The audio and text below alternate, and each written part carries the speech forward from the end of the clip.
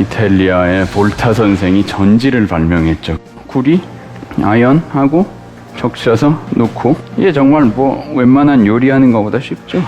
볼타가 만든 전지의 작동 원리는 뭘까? 볼타 자신의 이론은 결국 폐기되고 말았습니다. 볼타가 했다가 폐기된 이론이 일리가 있지 않은가?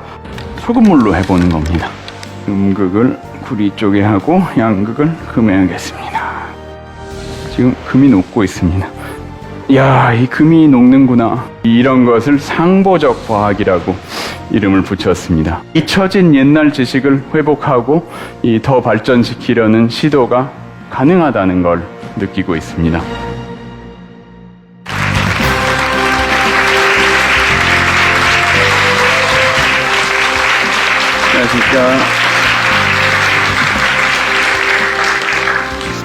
지금까지 제가 과학 지식의 본질을 일반적으로도 논의했고, 또 7강에서 10강까지는 과학사의 사례들을 이제 좀 깊이 탐구하면서 많은 말씀을 드렸습니다. 1강에서 6강까지는 또 좀 더 일반론으로 철학적인 말씀부터 드렸고, 많은 또 과학의 단편적인 예도 들었습니다. 들으신 것이 많은데 이제 모든 논의들을 종합할 때가 좀 된 것 같죠. 그래서 오늘 이번 강의에서는 과학 지식의 창조라는 주제로, 정말 우리가 과학을 할 때 어떻게 해서 새로운 지식을 만들어내고, 또 그런 새로운 지식을 만들어낼 수 있는 그런 인재들을 교육할 수 있을 것인가, 이제 그렇게 말씀드려보고 싶은데요. 철학이라는 것은 항상 쓸데없는 학문이라는 비난을 받습니다. 우리 유명한 이 조각에서 보시듯이 철학자는 꼭 앉아서 고고한 생각을 하고, 생각이 좀 안 되면 막 턱을 문지르고, 쓸데없는 생각만 하는 학문이라고 많이들 말씀하시는데, 그런 비난을 피하려면 이제 정말 과학 철학이라면 과학을 어떻게 하면 잘할 것인가, 거기에 대해서 무슨 얘기를 해줘야 될 것 같죠. 그런 생각들을 하셔서인지 이제 제가 특히 국내에 들어오고 하면 여기저기서 기자님들도 그렇고, 어떻게 하면 우리나라도 노벨상을 탈 수 있을까, 많이들 물어보십니다. 제가 그걸 알면 잘해서 하나 탔죠. 왜 철학 강의를 하고 다니겠습니까? 정말 노벨상 탄 사람들한테 물어보더라도 그 비결은 나오지 않습니다. 그래서 제가 항상 그렇게 물어보시는 분들한테 말씀드리는 거는, 저희가 노벨상을 타려면 노벨상 타령을 그만해야 된다. 그걸 정말 올림픽 금메달 따는 것처럼 열심히 양성하면 된다, 그런 식으로 생각하지 말고, 그냥 과학을 사랑하는 사람이 마음 놓고 미친 듯이 과학을 열심히 연구할 수 있는 그런 사회 분위기를 만들어주면 되는 거죠.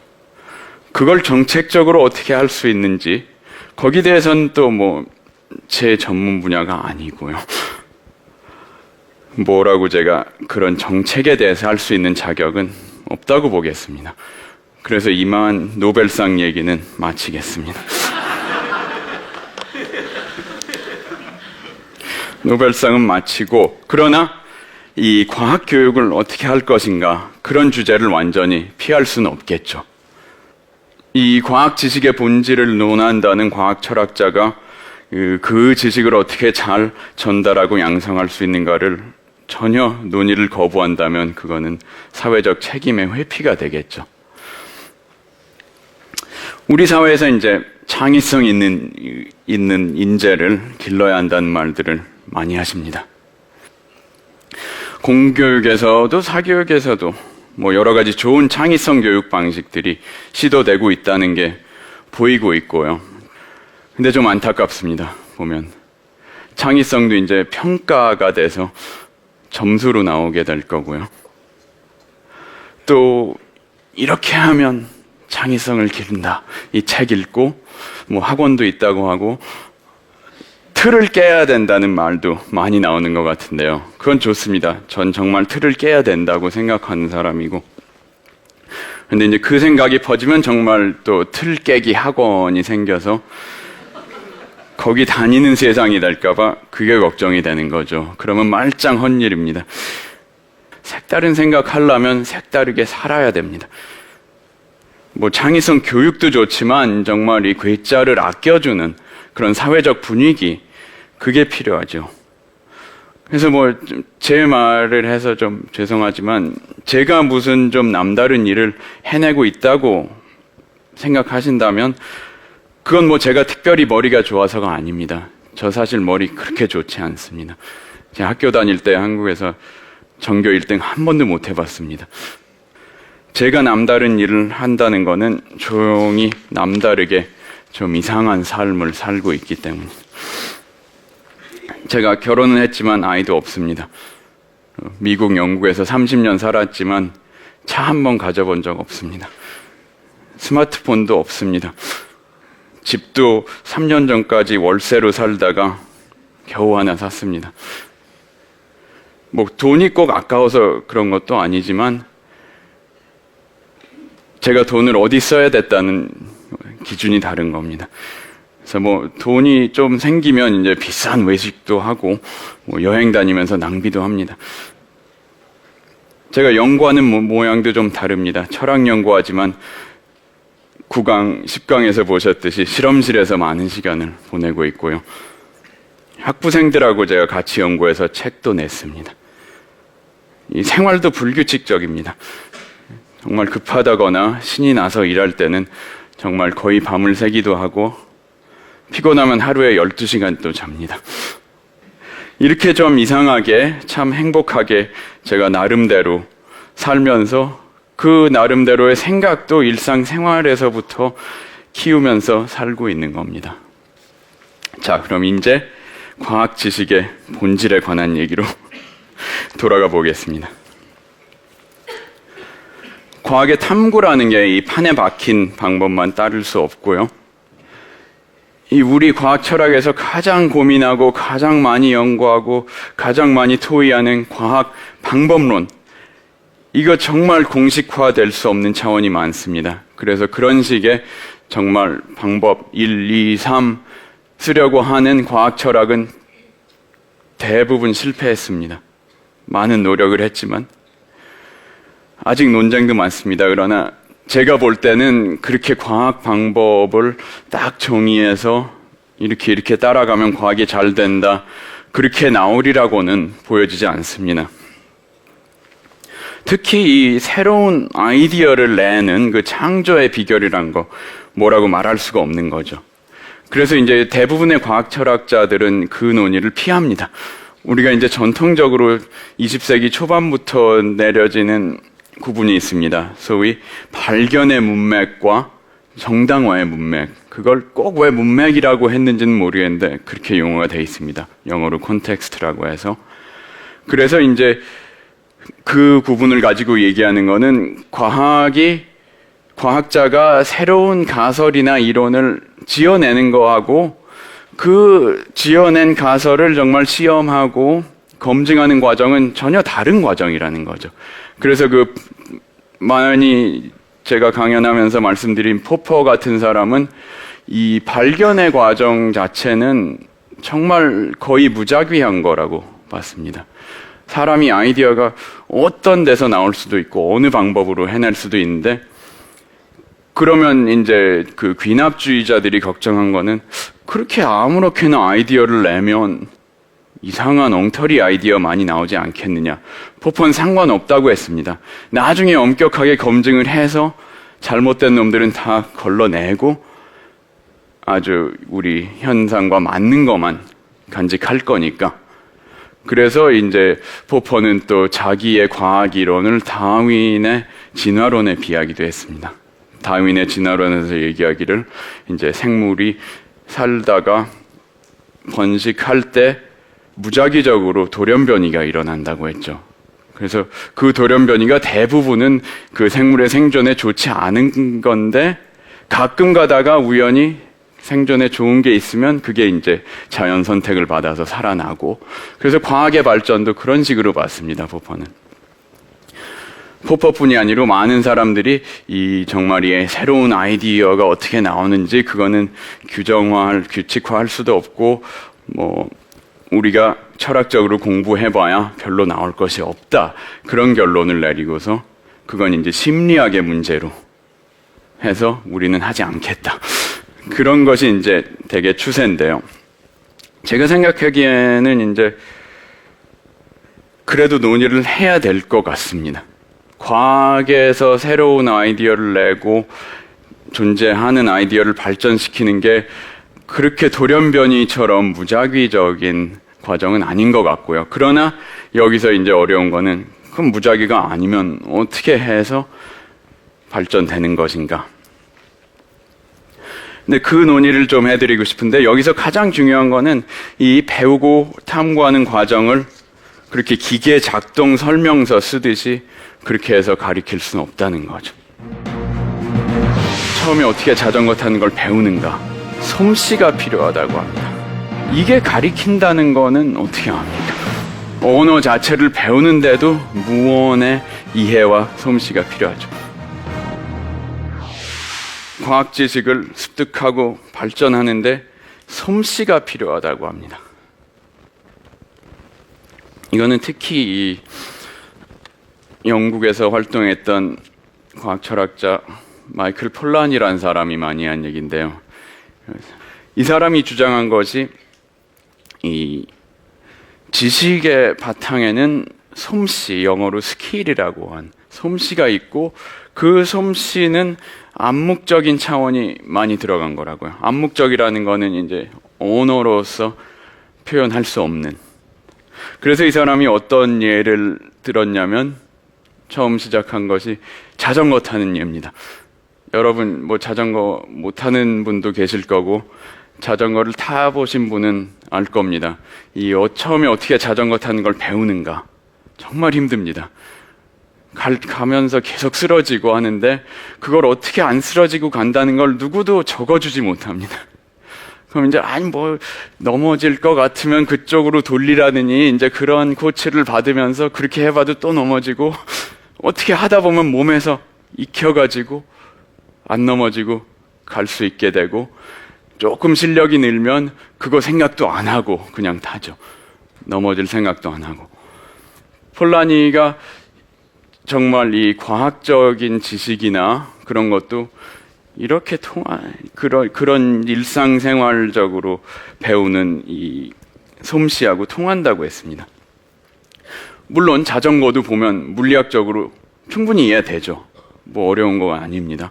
그래서 공식을 풀어가지고 약간 이제 이상화해서 공식을 풀 수 있고, 그러면은 왜 우리가 넘어지려고 할 때 그쪽으로 틀어서 원심력을 발동시켜가지고 어떻게 다시 세워야 되나, 그런 게 나옵니다. 그러나 폴라니의 말은 자전거 타는 사람이 그거 머릿속에서 계산하고 있으면 당장 넘어진다는 거죠. 그 사람이 또 한 가지 예를 든 것이 이제 장님이 어떻게 지팡이로 물건을 감지하면서 가는가. 근데 그 경험은 또 어떻게 해봤는지, 장님도 아닌데 그렇게 생생하게 얘기를 해줍니다. 예를 들어서 처음 정말 시력을 잃은 사람이 지팡이로 다니는 걸 배울 때 굉장히 어렵다는 거죠. 이렇게 눈을 못 보고 이제 손으로 이렇게 느낌이 느껴지는 건데, 그걸 갖고 좀 혼동도 되고, 이게 뭐가 있긴 한데 이게 뭔지 모르겠고, 그러나 그 지팡이 실력이 능숙해진 장님은 쫙 가면서 뭔지 다 알아내죠. 이거는 보더블럭 안에 있는 금이고, 이거는 사람이고, 이거는 차의 문이 열리는 곳이고, 정말 압니다. 그래서 폴라니가 얘기하기를, 처음에 이제 그런 기술을 배우려고 할 때는 이렇게 정말 손에 어떤 감각이 오는가, 그것만 알고 그 더 깊은 의미는 모르는데, 능숙해진 장님은 딱 느낄 때 이거 사람 발이네, 그렇게 느끼고, 그걸 감지하면서 이 손에 뭐 정확히 어떤 감각이 왔다는 거는 생각도 안 한다는 거죠. 우리가 자전거를 잘 타게 됐을 때 우리가 어떤 식으로 해서 넘어지지 않고 가고 있다는 걸 생각 안 하는 식으로. 그래서 이제 모든 이 기구를 조작할 때 그런 일이 있고 암묵적인 지식의 기반이 있습니다. 근데 기구 조작뿐이 아닙니다. 정말 일상생활에서도 우리가 모든 동작을 하는 것, 모든 행위를 하는 게 암묵적인 이 솜씨에 기반한 거라는데, 가장 간단한 예가 계단 올라가는 겁니다. 우리가 정말 생각 안 하고 계단을 올라다니는데 이 로버트 공학 하는 사람들한테 물어보면 그게 정말 어려운 겁니다. 또 폴라니가 강조한 거는 관측. 제가 관측 얘기를 이제 2강에서 많이 했고 쭉 해오고 있는데, 관측이라는 게 또 솜씨에 기반한 거라고 얘기했습니다. 여기 이제 여러분들 엑스레이 사진인데요.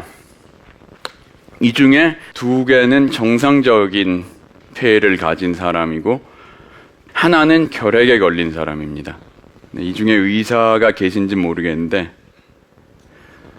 제가 아무리 봐도 모릅니다. 그게 포인트입니다. 폴라니가 의대생이었습니다. 화학 박사 받기 전에 의학 공부를 했는데 자기 경험을 그렇게 얘기해 주고 있는데요.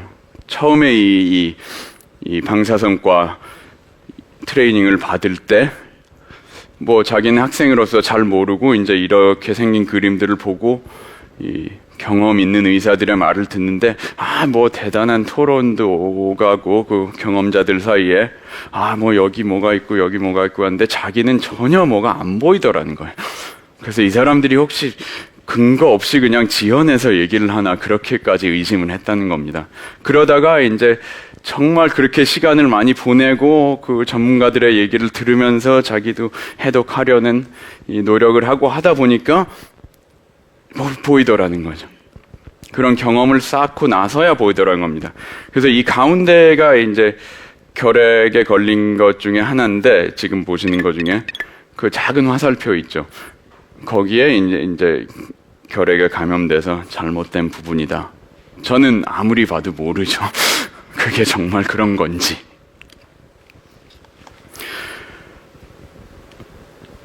이 그림을 보시면 또 좋은 예가 됩니다. 이거는 물론 과학적인 관측은 아니지만 여기 지금 사람 얼굴이 있거든요. 보이시나요? 보이시는 분도 있고, 무슨 사람 얼굴이 있어 그런 분도 있고, 꼭 예수같이 생겼습니다. 이 수염도 있고, 얼굴이 저 위 상단에 있고, 여기 이제 꼭 어깨에서 이렇게 무슨 천을 두른 것처럼 보이시나요? 근데 안 보이는 분도 많죠. 안 보이는 분들은 지금 저 사람들은 뭐가 보인다고 지금 저러나.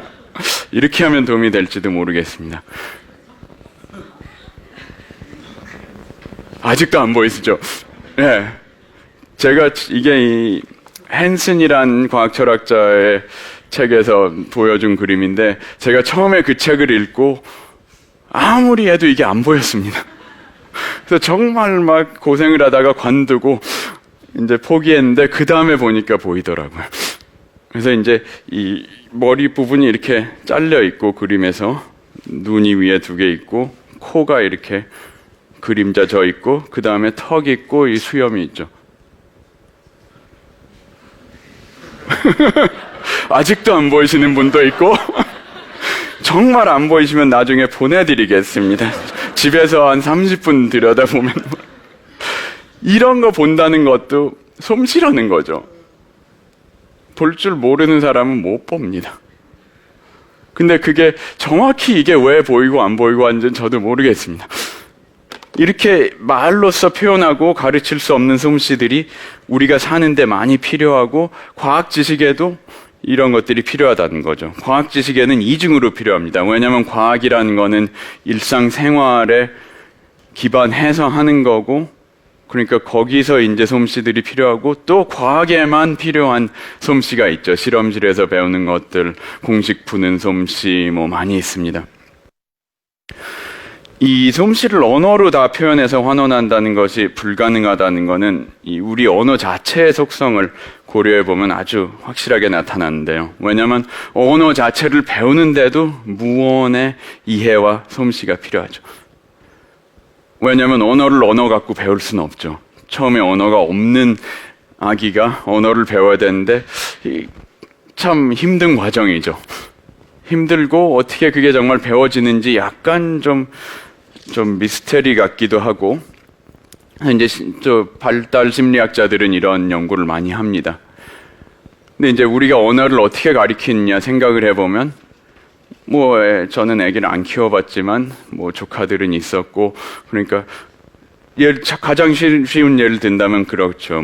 빨간 사과가 하나 있으면 그걸 가리키면서 저게 빨간색이야 하고 가리킨다든지, 저게 사과야 하고 가리킨다든지. 근데 이런 몸짓을 하는데 이게 가리킨다는 거는 어떻게 압니까? 그걸 알아야 되거든요. 그게 솜씨입니다. 그래서 이 러시아의 심리학자 비고스키란 분이 있습니다. 비고스키가 그 사람이 이제 그 가리키는 걸 어떻게 배우느냐 가설을 냈는데 좀 말이 되는 것 같기도 하고 정말 믿어야 될지는 모르겠습니다. 그 사람 이론은 아기들이 처음에 뭘 이렇게 갖고 싶으면 이런 몸짓을 합니다.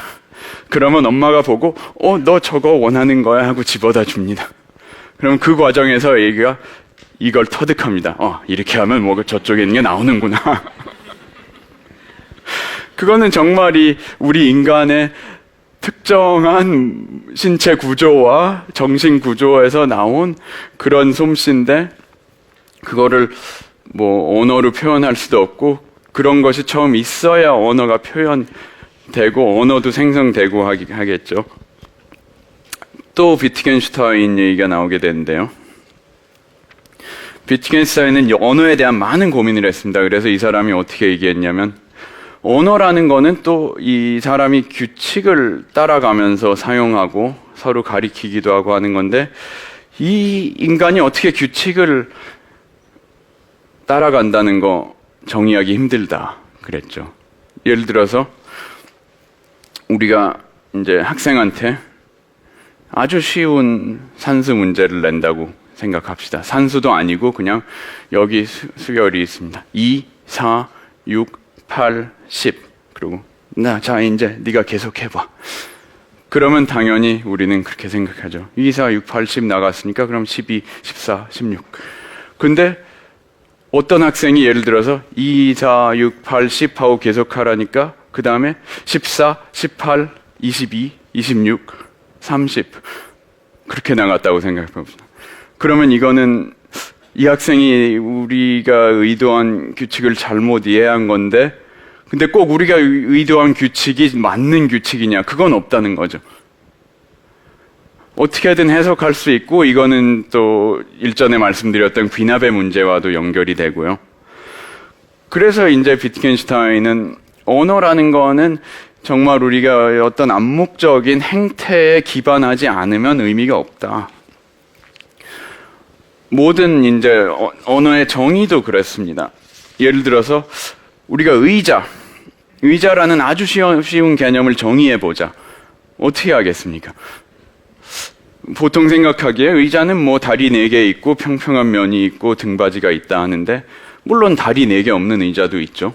산발이 의자도 많고 아예 다리가 없는 의자도 있고요. 등받이가 없는 의자도 물론 있고, 여러분 지금 앉아 계신 것처럼 다리가 아예 없는 의자도 있고 종류가 많습니다. 그러면 의자라는 게 다 똑같은 형태가 있는 거 아니니까 그럼 기능적으로 정의해보자. 그러면 의자는 뭡니까? 앉는 거. 근데 그렇게 해도 안 되는 게, 그러면 아무 데나 가서 사람이 앉을 수 있는데, 지금 제가 여기 그냥 걸터 앉으면 이걸 의자라고 하겠습니까? 그건 또 안 되잖아요. 그러니까 여기서도 역시 우리가 다들 사회적으로 동의해서 공유하고 있는 그런 행태에 기반해야만 정의가 된다. 그렇기 때문에 그 결론은 뭐냐면, 언어로서 우리가 과학 지식을 다 표현하고 그렇게 말이나 수학이나 어떤 그런 기호 체계를 써가지고 지식을 다 표현하고 습득하고 전달할 수 있다고 생각하는 것은 잘못이라는 겁니다. 아이, 그 양반 귀가 어두워. 앞으로 잘하겠습니다. 과학 지식에도 은유법이 필요하다는 겁니다. 그런 새로운 내용들이 나오는데 그걸 어떻게 표현할 것이냐. 은유는 미지의 세계로 가는 우리가 가지고 있는 유일한 다리다. 우리가 지금 지식을 전부 언어나 수학으로 명확히 표현하고 배울 수 없는 이유가 또 한 가지 중요한 게 있습니다. 그러니까 지금까지 말씀드린 게 그 솜씨가 필요하다는 거였죠. 그 솜씨는 무언, 암묵적인 차원이 있다는 거고, 또 한 가지 있다는 건 뭐냐면 과학 지식에도 은유법이 필요하다는 겁니다. 이게 정말 문학에서 직유법, 은유법 할 때 그 은유인데요. 이게 좀 이해가 안 가실 겁니다. 어떤 분들은. 왜 과학에서 무슨 그런 것이 있나. 은유의 정의를 이제 제가 여기서 그냥 사전에 뽑아봤습니다. 제가 지금 얘기하고자 하는 은유는 그렇게 별 생각 없이 멋부리기 위해서 쓰는 은유가 아닙니다. 예를 들어서 우리가 좀 멋있게 표현하기 위해서 그냥 상상한다 하지 않고 상상의 날개를 펼친다. 멋있죠? 저 그 얘기하려는 거 아니고요. 또 이제 정말 심각하게 문학적인 기법으로 하는 얘기도 아니고, 제가 얘기하고자 하는 거는 정말 그 의사 표현 자체를 도와주는 거기 필요한 은유를 이야기하는 건데, 과연 정말 그런 은유법들이 있을까요? 근데 있습니다. 아주 이 방면에서 유명한 분 둘이 있습니다. 미국 학자 조지 레이코프하고 이제 막 존슨이라는 분인데, 이분들이 주장했고 또 많은 사람들이 따라하고 있는 논의가 있는데, 그건 뭐냐면 인간의 개념 체계에 이 속속들이 은유가 박혀 있다는 거예요. 그거는 우리가 정말 글자 그대로 얘기한다고 생각하는 중에도 많이 있습니다. 예를 들어서 그 양반 귀가 어두워 그러죠. 어두운 거하고 귀 안 들리는 게 무슨 상관인데. 그렇죠. 그거는 또 없이 할 수 있습니다. 귀가 안 들려 하면 되죠. 어둡다는 건 좀 멋을 부린 표현이라고 하자. 물건값이 올랐다. 그것도 은유입니다. 왜요? 물건이 비싸지는 거하고 위로 올라가는 거하고 무슨 상관입니까? 상관없죠. 근데 우리는 올랐다 합니다. 또 앞으로 잘하겠습니다. 물론 다 우리가 이해하는데 그게 무슨 은유냐? 미래를 얘기하는 건데 그게 왜 앞이냐는 거예요. 앞뒤하고 무슨 상관입니까? 우리는 근데 아주 암묵적으로 미래를 앞, 과거를 뒤 그렇게 얘기하는데, 이제 앞으로 잘하겠습니다. 다 알아듣는데 뒤로 잘못했거든요. 그러면 말이 안 돼. 그건 아닌데. 온도도 올랐다고 합니다. 위아래하고 아무 상관이 없는데 온도는 왜 올랐다고 하냐. 어떤 분들은 제가 그렇게 물어보면 얘기를 하는데, 온도계 보면 뜨거워지면 오르잖아요. 근데 온도계가 또 다 그런 건 아니거든요. 요즘 전자온도계 같은 건 전혀 안 올라갑니다. 숫자가 바뀌어버리지. 그런데 거기서 더 중요한 거는 우리는 수가 커지는 것 자체를 올랐다고 생각하는 거죠. 그게 참 이상한데요. 1, 2, 3, 4, 5, 6하고 아래 위하고 무슨 상관인데. 그래서 이게 참 기묘한데 레이커프하고 존슨 그 사람들은 그렇게 해석을 합니다. 우리는 중력하에 살기 때문에, 중력장 속에 살기 때문에 뭐가 많이 쌓이면 올라간다는 거예요. 그렇게 생각하면 그럼 우리가 물고기라면, 바다에서 헤엄치면서 사는 물고기나 해파리 그런 거라면 그런 은유를 안 하지 않겠느냐. 그렇게 생각해 볼 수도 있겠고, 아무튼 재밌습니다. 이 은유 얘기를 하기 시작하면. 근데 이제 철학적으로 볼 때 중요한 얘기는 정말 자연을 제가 수량화라고 했죠. 자연을 수량화하는 것 자체도 은유라고 봅니다. 그때 제가 어떤 표현을 했냐면 수량화라는 거는 불가산 명사를 가산 명사로 둔갑시키는 일이라고 했는데 그거는 은유입니다. 우리가 자연에서 일어나는 현상과 그 모든 퀄리티 그런 거를 숫자로서 은유하는 거죠. 관측 불가능한 것의 모델을 만드는 것도 은유입니다. 근데 이제 여기서 제일 재밌는 게 새로운 개념을 창조해 나가는 과정에서는 은유가 필수적이라고 주장한 분들이 있습니다.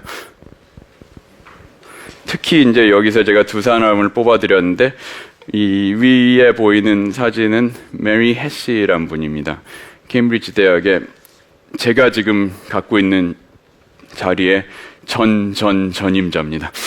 아직도 뭐 살아 계신데 아주 여성 과학 철학자로서 정말 선구자적인 분이었고, 근데 이분이 어떻게 얘기했냐면 과학적 모델이라는 거는 이 삼중적인 구조를 갖고 있다고.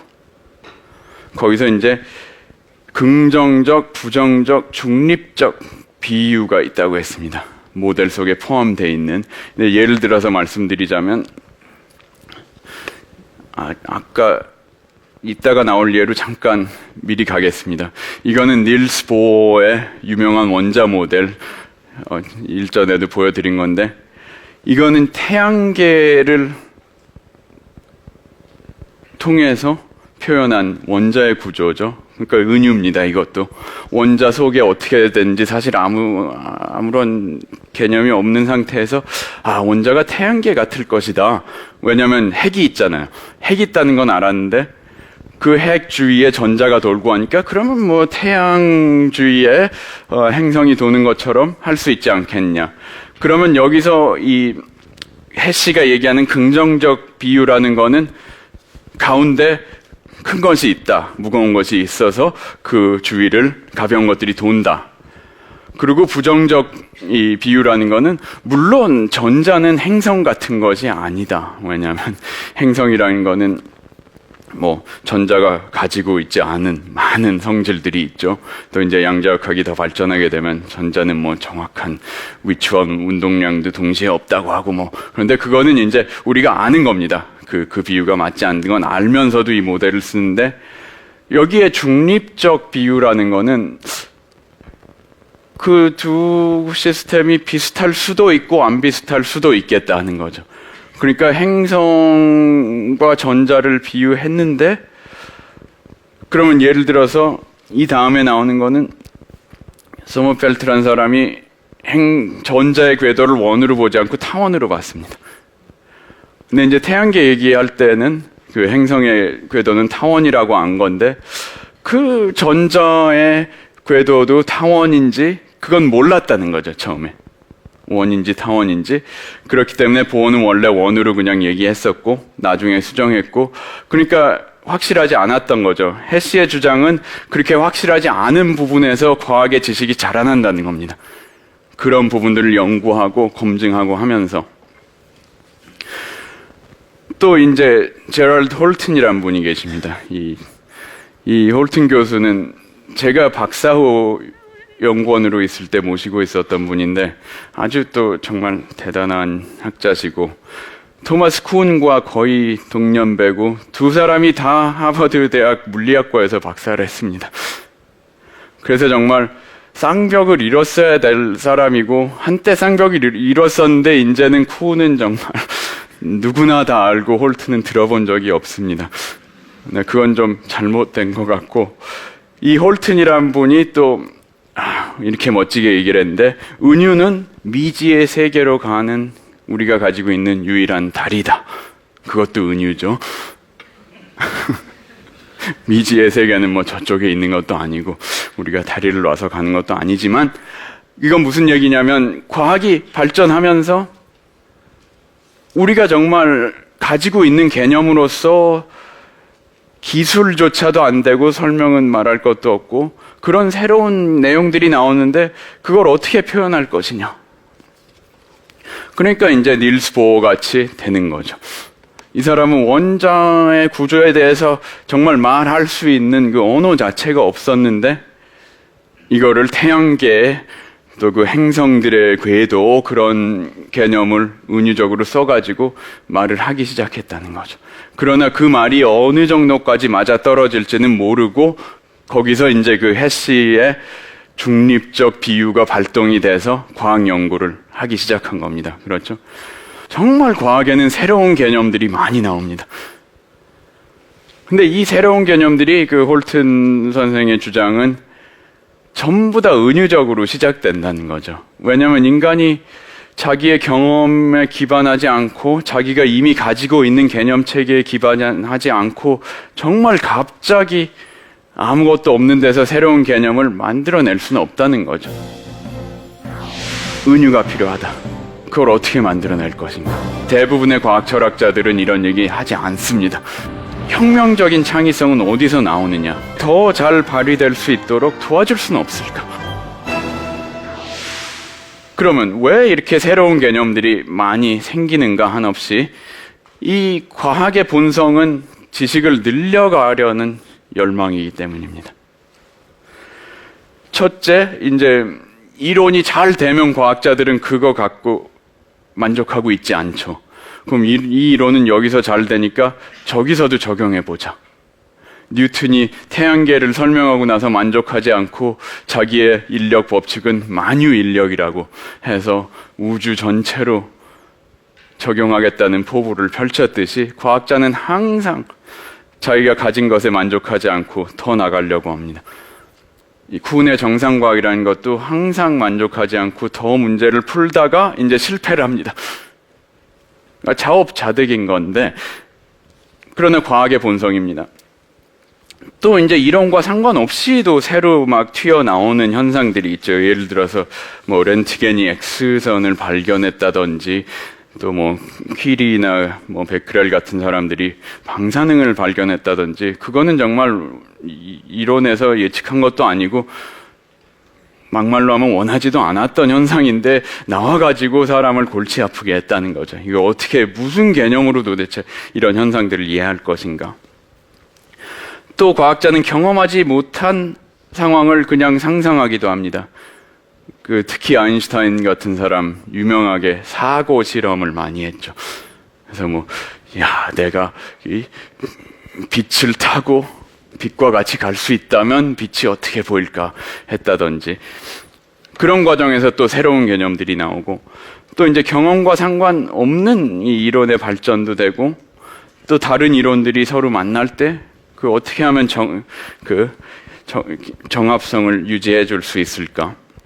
그런 고민들을 하다가 또 많은 새로운 개념들이 생깁니다. 그러면 이렇게 개념을 계속 만들어 가는데 또 그 본론으로 돌아가 보면 은유가 필요하다. 근데 은유라는 거는 아까 말한 솜씨랑 통하는 게 있습니다.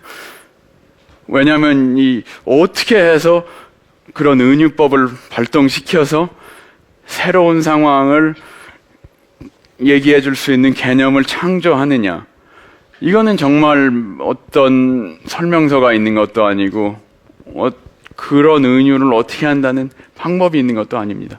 그러면 자기가 과학자의 머릿속에서 만들어내야 되는데 그걸 어떻게 만들어낼 것인가. 그래서 또 이제 대부분의 과학 철학자들은 이런 얘기 하지 않습니다. 우리가 할 말이 없기 때문에. 그러나 저는 이제 여러분들께 다만 문제의식이라도 전해드리고 싶어서 이 은유 얘기도 했고 솜씨 얘기도 했습니다. 그럼 이제 오늘의 결론을 지어보겠습니다. 교육 얘기로 돌아가 보겠습니다. 자, 이렇게 과학 지식에 말이나 공식 같은 걸로 표현되지 않는 부분이 많다는 것은 여러 가지 의미가 함축되어 있는데요. 정말 이 교육을 생각할 때 중요하다고 봅니다. 솜씨를 어떻게 배우느냐 처음 생각해 봅시다.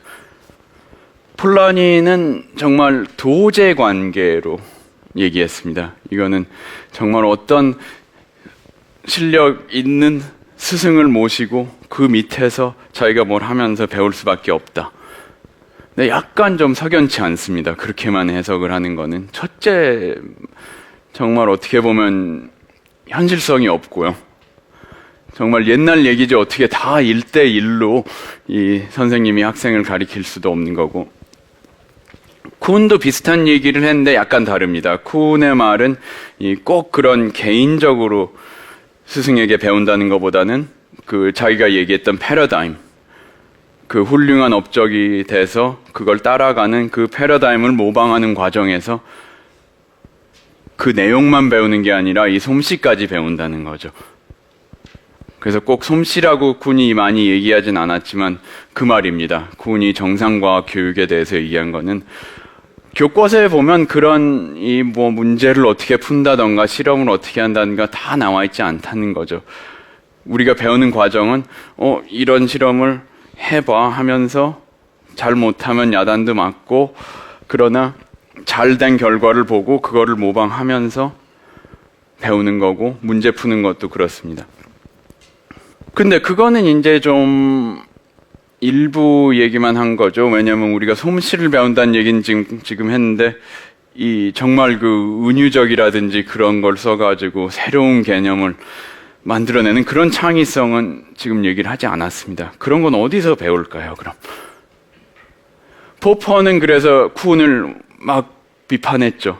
제가 1강에서부터 말씀드렸듯이 포퍼는 어떻게 쿤을 비판했냐면, 쿤이 말하는 정상과학 같은 걸 하게 되면 사람들의 상상력, 창의력이 싹 없어지고 이건 세뇌받는 것밖에 되지 않는다. 거기에 대해서 이제 쿤이 반박을 2단계로 했는데, 첫 단계는 그거였습니다. 정상과학 자체가 창의적인 작업이다. 이렇게 포퍼는 그 쿤이 말하는 퍼즐 푸는 거를 굉장히 좀 천하게 봤는데, 쿤은 그게 아니라는 거죠. 첫째, 아주 재밌는 일이고 또 유용한 일이고. 그러나 역시 그 대답은 진짜 우리가 생각하는 높은 단계의 창의성은 얘기하지 못하고 있는 거죠. 그러면 혁명적인 창의성은 어디서 나오느냐? 그렇게 쿤한테 물어봅시다. 이 사람이 정상 과학을 하다 보면 과학혁명이 일어난다고 했잖아요. 그럼 그렇게 혁명을 일으킬 수 있는 그런 창의성은 어디서 나오느냐? 쿤의 주장은 결국은 필요하면 생긴다는 겁니다.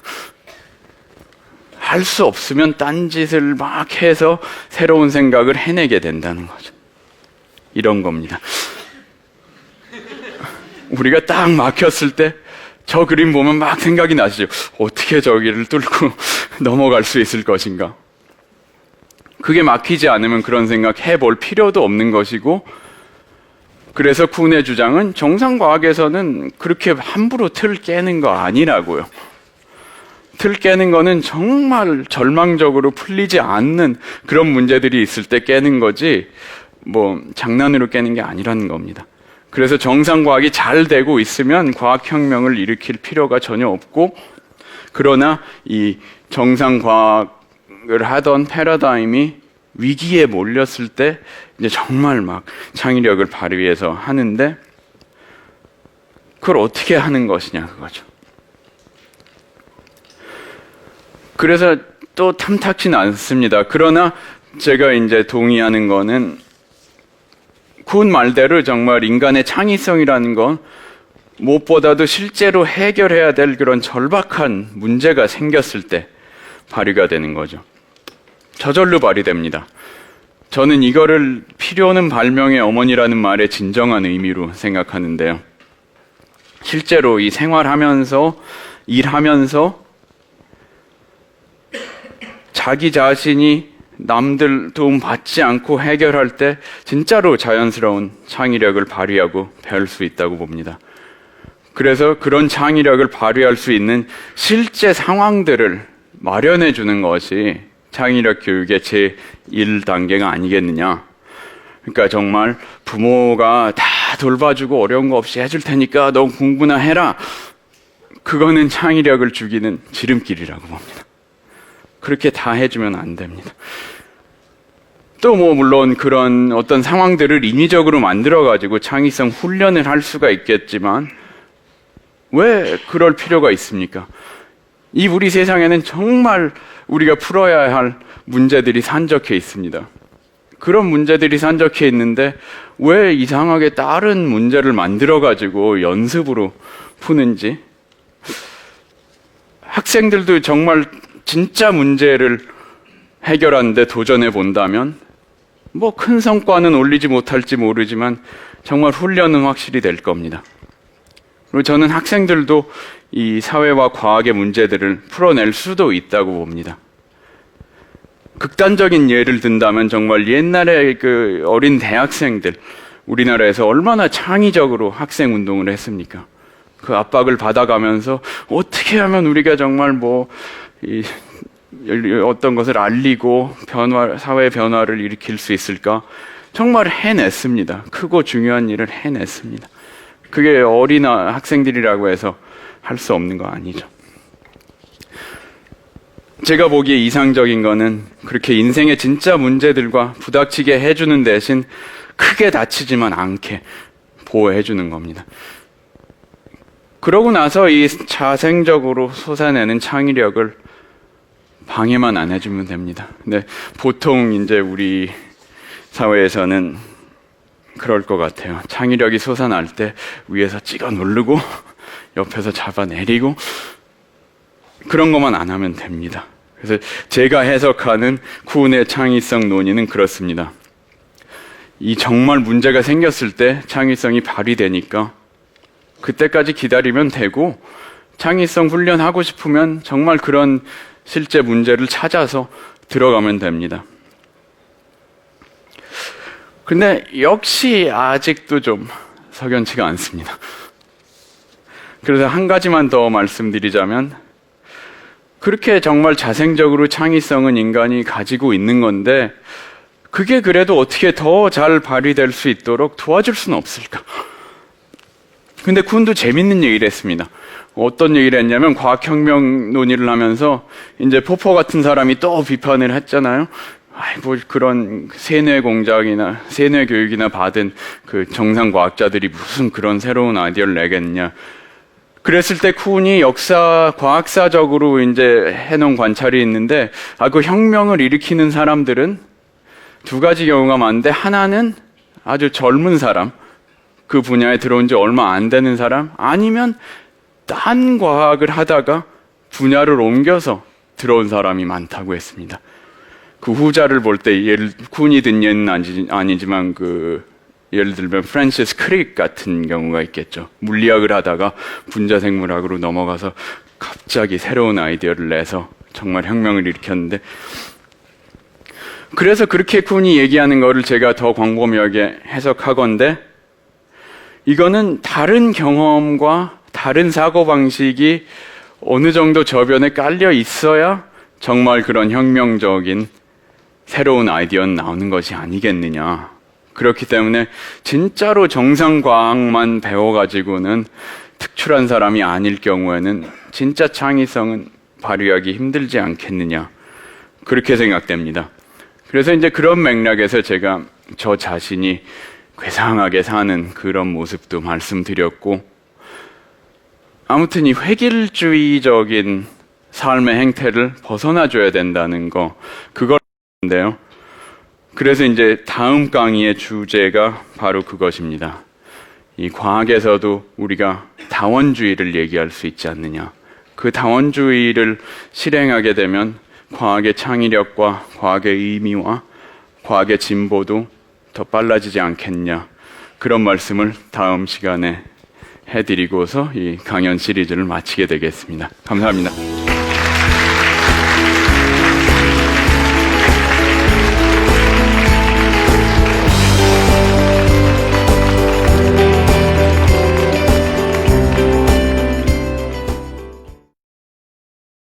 새로워진 레고 키마, 아울랜드에서의 새로운 모험, 코뿔소 부족의 락플링거로 전갈 부족과 싸워라. 포이즌볼을 피해 키를 되찾아라. 신제품 레고 키마 아울랜드의 모험.